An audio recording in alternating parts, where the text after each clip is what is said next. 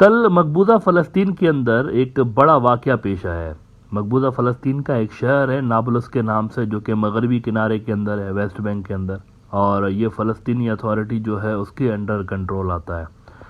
नाबलस से बड़ा तारीख़ी शहर है वैसे फ़लस्तीन का। कहा जाता है कि यहाँ पर हज़रत यूसुफ़ अलैहिस्सलाम की कब्र मुबारक है, जो कि एक बहुत बड़े पैगंबर थे। ऐसा माना जाता है। कुछ लोग वहाँ पर एक कब्र मौजूद है, उनको हज़रत यूसुफ़ से एसोसिएट करते हैं, लेकिन नेवरदलेस एक कुआं ज़रूर मौजूद है वहाँ पर। और उस कुएं के लिए कहा जाता है कि ये याकूब अलैहिस्सलाम का कुआं है। एक और इस्लाम के बहुत बड़े पैगंबर, जिनको ईसाई बिरादरी और जो जूइश बिरादरी है वो भी एक बहुत बड़ा पैगंबर मानते हैं, तो उनका कुआं भी नाबलस के अंदर मौजूद है। तारीख़ी शहर है, एज आई सेड, हज़ारों साल पहले इसको आबाद किया गया था।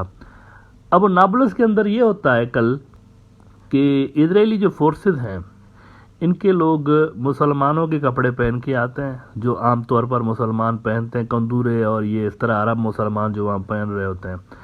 तो कंदूरे पहन के आते हैं वहाँ पे, और जो उनकी जो फीमेल सोल्जर्स थी, ख़वातीन सोल्जर्स उनकी, वो बुरखे बुरखे पहन के आई, जो कि मुस्लिम औरतें पहनती हैं अक्सर वहाँ पे।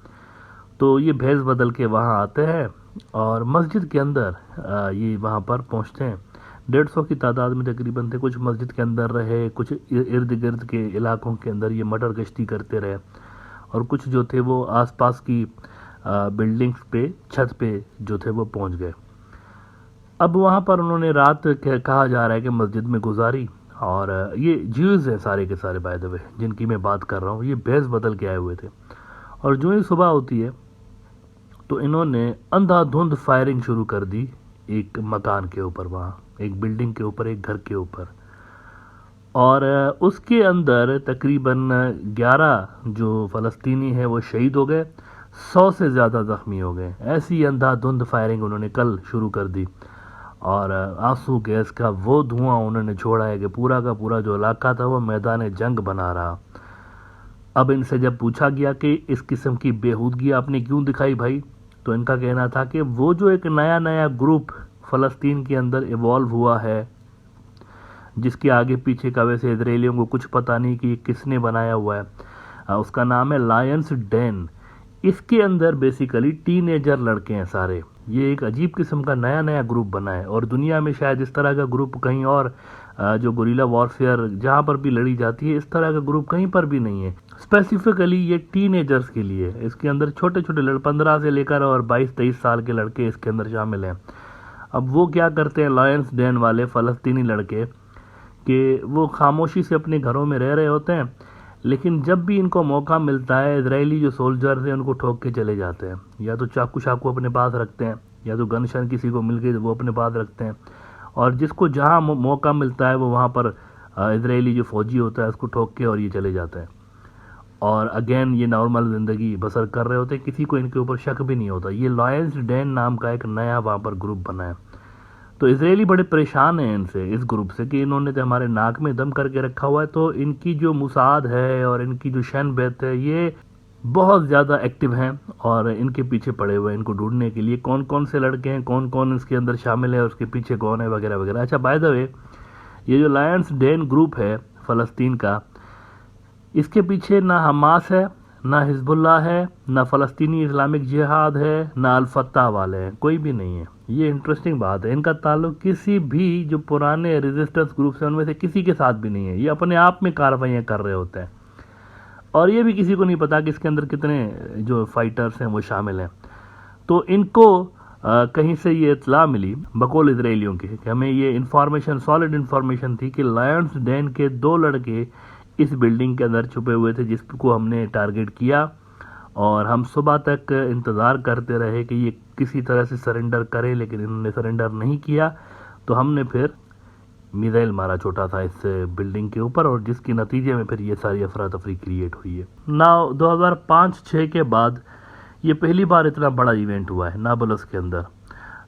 इतना 15-20 साल हो गए हैं, इतना बड़ी जो कार्रवाई है वह वहाँ पर नहीं हुई थी, ये अभी हुआ है।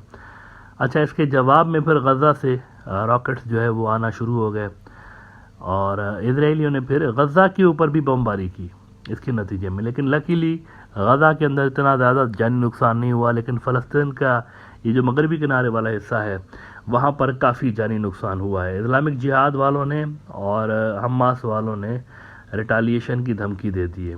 देखते हैं कि ये मामला कहाँ पे आके रुकता है, लेकिन कुछ एनालिस्ट ये भी कह रहे हैं कि नेतन्याहू के ऊपर अंदर जो शदीद दबाव है इस वक्त, उस पर से ध्यान हटाने के लिए ये कार्रवाई की गई है। यानी इस वक्त वो जो रिफॉर्म्स ला रहा है और जुडिशरी को अपने अंडर करने की कोशिश कर रहा है नेतन्याहू, उस से ध्यान इजरायलियों का हटाने के लिए ये कार्रवाई की गई है। अच्छा, बाय द वे एक छोटी सी क्लिप आपको दिखाऊंगा।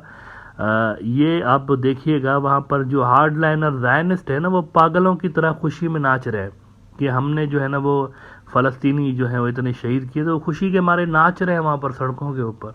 ये इंसानियत नाम की कोई चीज़ ही नहीं है। मतलब बेगुनाह इंसान मारे गए, लेकिन खुशी में नाच रहे हैं कि क्या कमाल की कार्रवाई हमने की हुई है। ये ज़रा वीडियो देखें, फिर इसके बाद मैं आगे बात करता हूँ। تفيل عن تعريس أختك، قص أختك وأخته، تفيل عن تعريس أختك، قص أختك وأخته। जी, तो ये मुझे फ़लस्तीन से वहाँ मगरबी किनारे से किसी ने भेजी। मैं बड़ा हैरान हो गया उसको देख के, यानी किस किस्म के लोग हैं। 10 अफराद जो है, 11 अफराद वो बेचारे शहीद हो गए और 100 से ज़्यादा ज़ख्मी हो गए। ये खुशी की बात है, ये तो अफसोस करने की बात है। आपको याद है अभी कुछ अर्सा पहले, 1-2 हफ्ते पहले की बात है, इसी तरह की कार्रवाई फ़लस्तीनी अथॉरिटी की जो अंडर इलाके आते हैं ना वहाँ मगरबी किनारे में, आपको याद होगा वहाँ पर जो इजरायली फोर्सेज हैं उन्होंने इसी तरह की कार्रवाई की थी। और उसके जवाब में क्या हुआ फिर, एक जो नौजवान था वो सिनेगॉग के अंदर घुस गया था और उसने कितना उद्यम मचा दिया था और 8-10 बंदों को भड़का के खुद भी वो जो था वो उसमें शहीद हो गया था हमले के अंदर। तो इस तरह की जो चीज़ें हैं ना, ये कोई अप्रिशिएट करने वाली नहीं होती कि जी हमारे 10 मर गए, उसके भी 10 मर गए। ये जो कॉन्फ्लिक्ट है इसको रिजॉल्व करने की ज़रूरत है। बाइडेन एडमिनिस्ट्रेशन अभी तक जो फोकस करके बैठी हुई है वो यूक्रेन वाले इशू पे, हालांकि यूक्रेन से ज़्यादा ये खतरनाक है। यहाँ पर आए रोज़ जो है ना वो टिक टिक करता हुआ ये टाइम बॉम्ब है, जो कि टाइम टू टाइम फटता भी रहता है, फिर से टिक टिक कर रहा होता है, ये ख़त्म नहीं हो रहा। दुनिया को इस पे ध्यान देने की ज़रूरत है। ये यूक्रेन वाला चले वो भी ठीक है, उसको भी जंग तो कहीं पे भी किसी के भी हक में नहीं होती, लेकिन ये बहुत बड़ा इशू यहाँ पर क्रिएट हो सकता है अगर यहाँ पर रिटालिएशन आती है फिर से, जैसे लास्ट टाइम हुई थी। अच्छा, लास्ट टाइम भी तो एक बंदा सिनेगॉग में जब घुस गया था और कार्रवाई की थी, तो वहाँ मगरबी किनारे में भी जश्न का समा था। आपको पता है, पटाखे फोड़ रहे थे वो, फायर क्रैकर्स, कि 10 हमारे जो गए तो उनके भी 10 मार के आ गए, तो ये हमने रिवेंज ले लिया। इसका सल्यूशन ढूंढना चाहिए अरब वर्ल्ड को भी और अमेरिकन को भी बिठा के, कोई इसका परमानेंट 2 स्टेट सल्यूशन पे ज़रा कुछ काम करना चाहिए, वरना कब तक ये खून बहता रहेगा दोनों साइड से।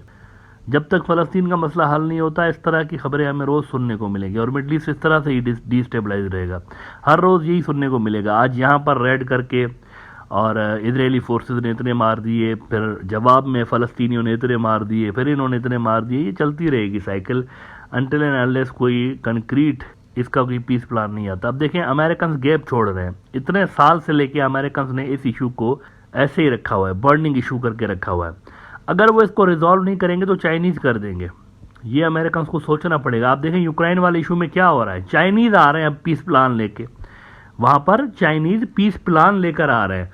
और ये जो शी जिनपिंग की वहाँ विजिट होने वाली है मॉस्को की, 1-2 हफ्ते के अंदर हो जाएगी, उसके अंदर कोई बहुत बड़ा ब्रेक थ्रू भी मुमकिन है कि चाइना करवा दे यूरोपियंस के हक में, यानी हक में इन अ सेंस कि वो जंग बंदी के लिए और इसके लिए कोई हरा निकल सकती है चाइना के इस तरह बीच में पड़ने से।